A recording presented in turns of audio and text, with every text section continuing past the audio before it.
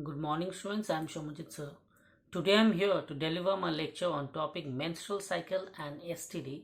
Full form of STD is sexually transmitted diseases. This is from the chapter How do organisms reproduce. So watch the entire video lecture to get basics out of it. So without any delay, let's start with the topic menstrual cycle and STD from chapter How do organisms reproduce. So let's start. So let's start with the topic menstrual cycle and STD.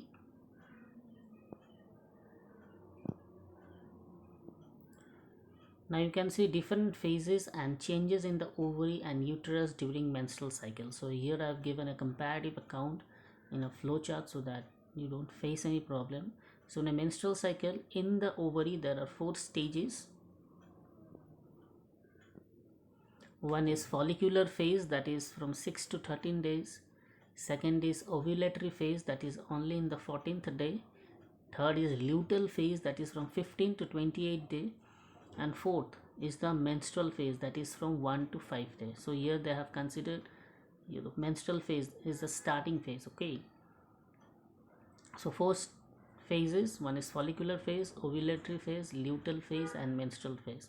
So what are the changes that are taking place inside ovary of a female? You can see during the follicular phase the primordial follicle matures into graphene follicle, then the fluids gets accumulated in the atrium of graphene follicle. Next, in the ovulatory phase the graphene follicle ruptures and the first polar body is discharged, and ovulation takes place in this phase and corpus luteum formation starts. Next, third, in the luteal phase in 15 to 28 days, what happens? The corpus luteum is formed, the corpus luteum grows more, and the corpus luteum attains maximum size. And last is the menstrual phase. Here the corpus luteum degenerates. Okay, so these are the changes that are taking place inside the ovary of a female body. Now what are the changes that are taking place simultaneously in that time during the uterus? All right, so first is the preparating and proliferative phase, second is the ovulatory phase, next is the premenstrual phase, and fourth is the menstrual phase.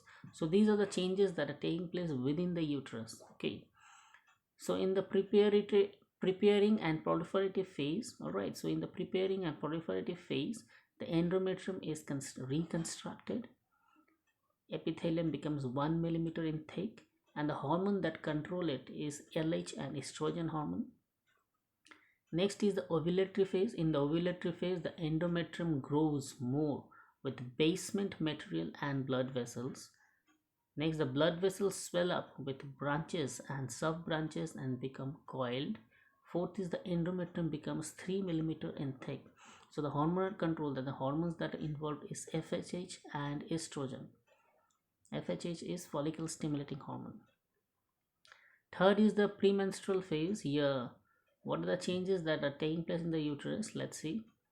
There is a swelling and coiling of blood vessels to become more, right? So swelling and coiling of blood vessels becomes more. Next, the stroma cells of the uterus grow more. Next, the blood like fluid accumulates in the cavity of the uterus. And fourth is the endometrium becomes 6 millimeter in thick. And fifth is the capillaries dilate, all right, like sinus. And the hormones that are involved here is progesterone, corpus luteum formation, and secretion of estrogen is controlled by LH. Okay, so next, last is the menstrual phase. What are changes taking place in the uterus? You see endometrium and the blood vessels ruptures. Here the blood vessels are ruptured and hemorrhage occurs through vagina. And hormonal control, there is a lack of progesterone. So these are the comparative account. That means what are the changes that are taking place in the ovary and the uterus during the menstrual cycle of female. Okay, this is a very important flowchart. So the sexual cycle in female or woman is called menstruation or menstrual cycle, and it is described as follows. You can see when a girl reaches about at the age of 10 to 12 years, okay, the sex hormone released into her blood causes some of the ova or the egg cells in her bodies to become mature or ripe. Next, usually one mature ovum is released from the body into the oviduct once 28 days. This is called ovulation. So this ovulation is done in the 14th day only. So before ovulation or the release of ovum, the inner lining of the uterus become thick and spongy, and the tiny blood vessels or the blood capillaries prepares itself to receive the fertilized ovum or egg.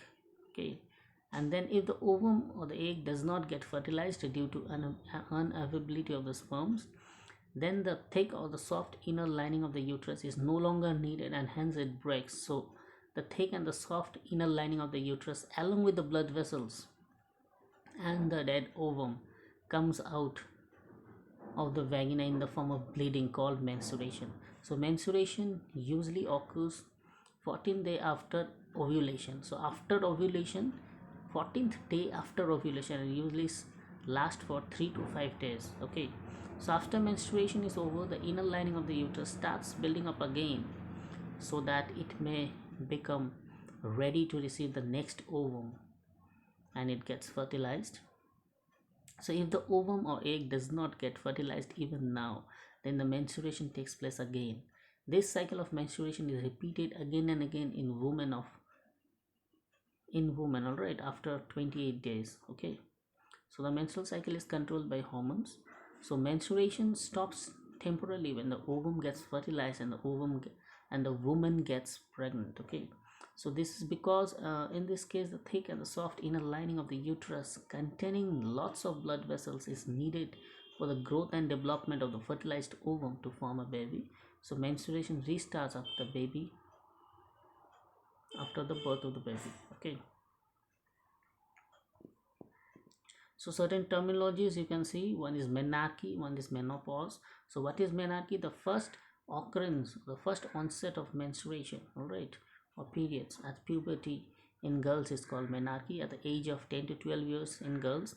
And menopause is a permanent stoppage of menstruation or periods in a woman is called menopause. Its age is 45 to 50 years in woman. So first start of menstrual cycle is menarche, and the last of the permanent stoppage of menstrual cycle is called menopause, that is 45 to 50 years in women. These are very two important terminologies. Next is contraceptives. You can see a lot of contraceptives diagram I have given. Okay, so these are the diagram. You can see all the diagrams are given here. IUD, pills, rings, patch, injections, all the diagrams I have given. Now birth control measures. All right, we'll discuss about the birth control measures. So contraceptive methods we'll discuss. So first is the spacing method, next is the terminal method. So spacing method, there are natural methods, barium methods, chemical methods, intrauterine method, and hormonal method. Whereas in the terminal method there is only two.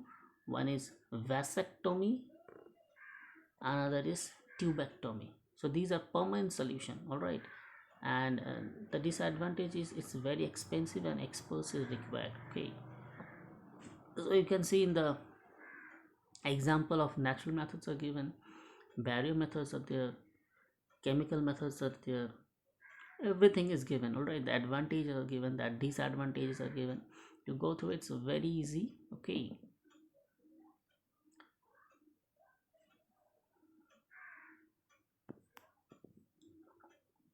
next, what is female foeticides? Female foeticide is the removal of a healthy female fetus after 18 weeks of gestation from the mother's uterus, all right. So killing of the baby before birth is called female foeticides. Okay, so what are the causes of female foeticides? There is an obsession for son, fear for dowry by many poor class families, girls are considered as financial obligations by many parents, advancement in technologies. Nowadays parents determine the sex of a child before birth. Some of the doctors do this, hence an act to fulfill the money, all right, for desire.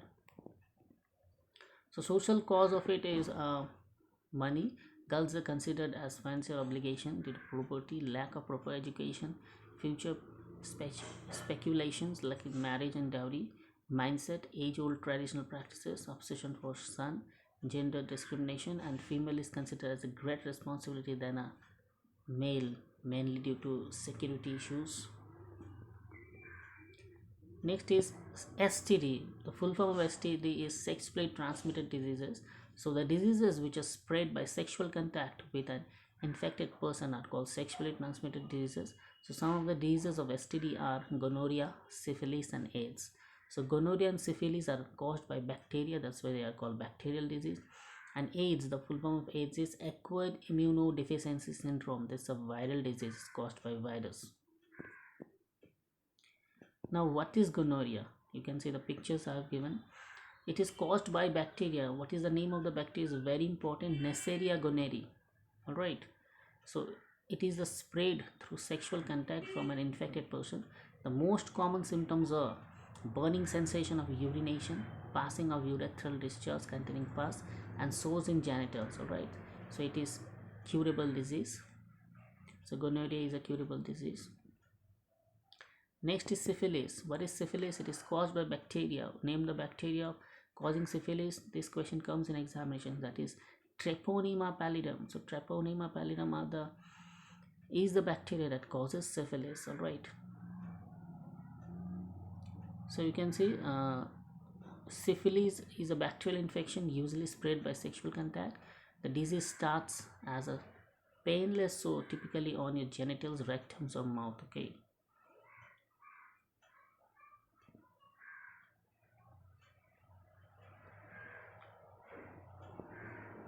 Now AIDS. What is AIDS? AIDS is a human immunodeficiency virus. Alright. So it's a virus that attacks the cell that helps the body fight infections. Okay, so it attacks the cells, and there is no cure but treatable with medicine. There is no cure of AIDS. Anyone having AIDS will definitely die. Okay, but if they take medicine, they can live a little longer. So a person having AIDS will have a total loss in the immune system. All right. So any disease occurring to them, if a person having AIDS is it cures at a very cures lately. Okay. So difference between AIDS and HIV, you can see AIDS is what? It's acquired immunodeficiency syndrome. Okay. What is the full form of AIDS? Again I repeat, acquired immune deficiency syndrome. And HIV full form is human immunodeficiency virus. So AIDS is a medical condition. Alright, so AIDS is what? AIDS is what? Is a medical condition. So immune system is too weak to fight the infections. And HIV is a virus which attacks the immune system of a human. So AIDS is the name of a disease and HIV is the name of a virus. It infects the person. So these are the 5 myths regarding AIDS or HIV. Alright, so first is it is not possible to live normal life with AIDS. It's a myth. Alright, it's wrong. Next, you can contract HIV through sharing items like cups, tissues, towels. This is also wrong. These are myths. Alright. Third is you can't have sex with someone having HIV because getting okay. So these are the 5 myths are there.